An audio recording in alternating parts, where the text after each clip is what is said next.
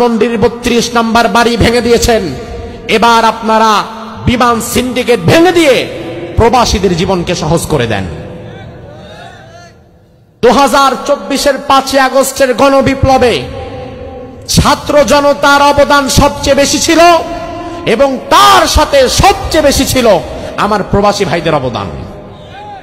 এটা কি অস্বীকার করতে পারবেন? অসম্ভব, এটা অস্বীকার করতে পারবেন না। তার কারণ আমাদের প্রবাসী ভাইয়েরা রেমিটেন্সকে বন্ধ করে দিয়েছিল। এটা একটা দেশের জন্য মস্ত বড় আঘাত। আবার বিপ্লব পরবর্তী সময়ে দেশের প্রতিটি ক্রান্তি লগ্নে প্রবাসীদের অবদান আছে না নাই? আজ প্রবাসীদের জীবনকে আপনারা দুর্বিষহ কষ্টের মধ্যে ফেলে দিয়েছেন।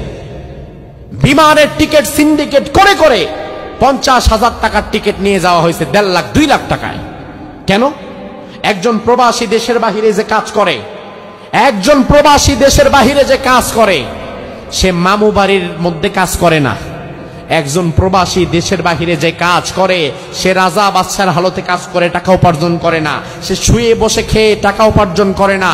একজন প্রবাসী দেশের বাহিরে যে কাজ করে, সে নিজের রক্ত ঘাম পানি করে এরপরে টাকা উপার্জন করে।